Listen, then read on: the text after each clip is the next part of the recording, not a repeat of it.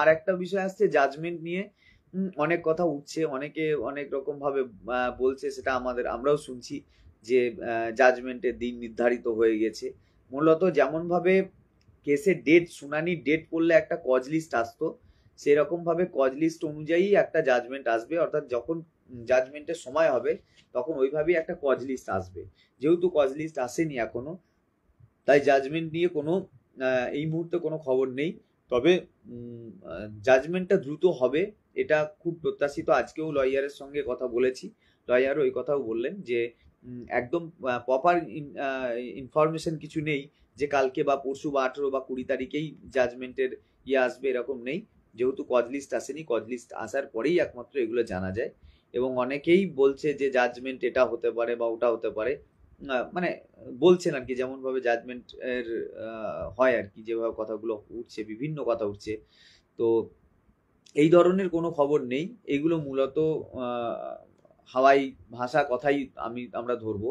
কারণ এর আগেও হাওয়াই ভাষা কথা অনেক এসছে, মূলত কোনো কেউই এটা বলতে পারে না। আমাদেরও অনেক বড় বড় আমরা লয়ার ধরে রেখে দিয়েছি, তাদেরও ইনফরমেশন আসে। ফলে এগুলো কেউই বলতে পারে না, যারা বলছে তারাই হয়তো একটু মানে নিজেদের আত্মসন্তুষ্টির জন্য বলছে হয়তো। তো এগুলো সব টোটালি ভুল কথা। কবে আসবে বা জাজমেন্ট এইটাই হয়ে গেছে, এরকম খবর শুনছি, জাজমেন্ট কি হয়ে গেছে, তো এগুলোর কোনো ভিত্তি নেই। যাই হোক, যেটা আবার একবার বলে দিচ্ছি, রিপিট 1 মিনিটের মধ্যে, টেট সার্টিফিকেট চাওয়া, এই চাওয়ার ক্ষেত্রে মধ্যশিক্ষা পর্ষদের কোনো ইনস্ট্রাকশন নেই। চেয়ারম্যান স্যারও বলেছেন 2016 এসএলএসটির সাথে টেটের কোনো সম্পর্ক ছিল না, সুতরাং তোমাদের কোনো অসুবিধা নেই এবং এই ব্যাপারে তোমাদের ভাবারও দরকার নেই, এটাই আমাকে বলেছেন। সুতরাং আপনাদের ওই কথা বলছি যে 2016 এসএলএসটির মধ্যে থাকা শিক্ষক শিক্ষিকাদের টেট পাস নিয়ে মাথা ঘামানোর দরকার নেই। বা যদি অন্য সালে কেউ টেট পাস করে থাকে এবং সে যদি মনে করে আমি টেট পাস বলে আমি নিজেকে দেখাবো বা বলবো, সেটা একান্তই তার ব্যক্তিগত ব্যাপার। কিন্তু 16 এসএলএসটি হিসাবে আমি টেট পাস আছি, বা এই ব্যাপারটা আমি বলে দিয়েছি আমার টিআইসিকে যে আমার টেট পাস নিয়ে, আমার 16 এসএলএসটি টেট পাস ছিল না, সুতরাং আমার সাথে টেটের কোনো সম্পর্ক নেই, এটা বলে দিয়েছি। আপনারাও যদি মনে করেন এটাই বলবেন, তো এটাই বলতে পারেন। হ্যাঁ, তো সুতরাং চাইছে আমার কাছে আছে, অন্য সালের আমি দেব কিনা এই নিয়ে আতঙ্কিত বা এই নিয়ে মানে সিদ্ধান্ত গ্রহণজনিত সংকটের মধ্যে আসার আপনাদের দরকার নেই, বা এটা নিয়ে দোলাচলতারও কোনো জায়গা নেই। আর যদি থেকে থাকে তাহলে দেব কিনা, হ্যাঁ, সেটা নিয়েও মানে অত ভাবার দরকার নেই। না দিলে যে আপনার বড় ক্ষতি হতে পারে বা হবে, এটা তো ভাবারই কোনো প্রয়োজন আছে বলে আমি মনে করছি না। সুতরাং ভয় খাওয়ার দরকার নেই, আপনারা ভালো থাকুন। আর দ্রুত নিশ্চয়ই, যেহেতু চিফ জাস্টিসের যাওয়ার সময়ও খুব তাড়াতাড়ি এবং এত বড় একটা হোলির ছুটিও গিয়েছে, আমরা আশা করছি খুব দ্রুত কজ লিস্ট আসবে এবং এতদিন পর্যন্ত শুনানি বা যাবতীয় যা কিছু ইনফরমেশন সব মিলিয়ে তো কোনোভাবেই রং জাজমেন্ট, মানে আমাদের বিরুদ্ধে জাজমেন্ট আসতে পারে না। তাহলে আসা মানেই, মানে যদি এরকম আসে কখনো, তাহলে তো জানতেই হবে যে বিরাট বড় দুর্নীতি চলছে বা খুব বড় রকমের বায়াসনেস একটা জায়গা হয়েছে। সুতরাং হওয়ার কোনো জায়গা নেই, এখনো নেই, স্বাভাবিকভাবেই নেই।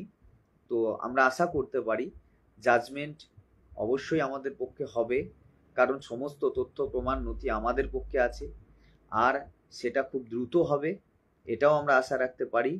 তো এবং পাশাপাশি আমরা জিতবো, আমরা জিতে আবার স্বাভাবিক স্রোতে খুব স্বাভাবিক ছন্দে ফিরবো, এটাও আমরা আশা রাখতে পারি। সুতরাং সকলে ভালো থাকবেন। আর এখনই কোনো কজ লিস্ট আসেনি, কজ লিস্ট এলে তবে বিস্তারিত জানা যাবে। তাতে আমাদের এসএলএসটি 2016 যারা আছি আমরা প্রত্যেককেই জানি যে টিচার এলিজিবিলিটি টেস্ট সেটা কিন্তু 2016 এসএলএসটির কারণ নেওয়া হয়নি। তাহলে প্রপার কোনো ইনস্ট্রাকশন ছাড়া এরকম একটা সার্ভে যখন স্কুলগুলোতে করা হচ্ছে, তখন স্বাভাবিকভাবেই আমাদের যারা শিক্ষক শিক্ষিকা আছেন তারা একটু কনফিউশনের মধ্যে পড়ছেন। তো সেই বিষয়ে মানে কি কেন এই সার্ভে হচ্ছে, কাদের নির্দেশে হচ্ছে, বা এই সার্ভের উদ্দেশ্য কি আছে, এই সামগ্রিক বিষয়গুলো নিয়ে একটা জটিলতা তৈরি হয়েছিল।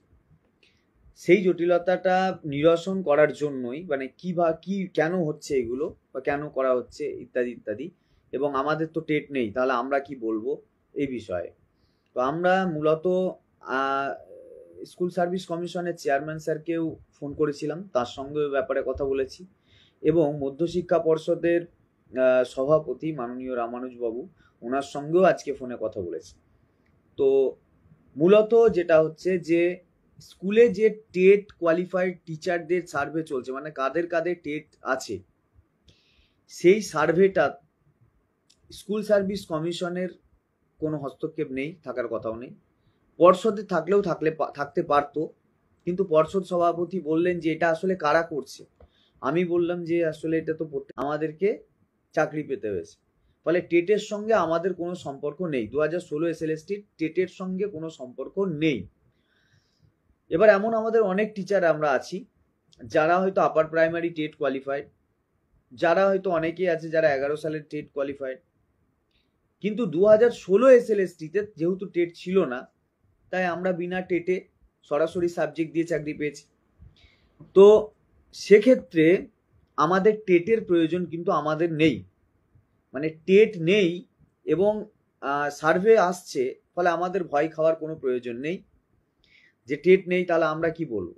এবার অনেকে এটা বলছে যে আমার তো টেট আছে, তাহলে আমি কি করব, আমি কি বলবো বা আমার কি বলা উচিত।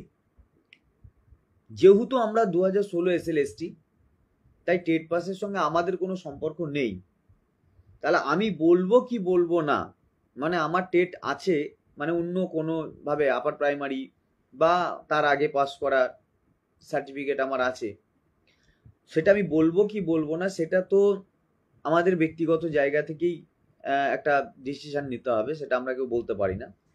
এবং উদ্দেশ্যে তারা করছে আমরা কিন্তু জানি না। তো এই যেহেতু আমরা উদ্দেশ্যটা জানি না, তাই আমরা আর আমাদের সার্ভিসের সঙ্গে ব্যাপারটা সংযুক্তও নয়, সেই জন্য আমি ব্যক্তিগতভাবে দিতে মানে ইচ্ছুক নই, যেহেতু আমার সঙ্গে টেটের সম্পর্ক নেই। তাই এটা আপনাদের প্রত্যেককে এই সিদ্ধান্ত নিতে হবে যে আপনারা দেবেন কি দেবেন না। যদি মনে করেন দেওয়া উচিত তাহলে আপনারা দিতে পারেন, যদি মনে করেন আমার তো চাকরির সঙ্গে টেটের সম্পর্ক নেই যেটা আমি ভাবছি, তো আমি দিইনি। হ্যাঁ, কারণ আমি তো আর আপার প্রাইমারিতে চাকরি করতে আসিনি।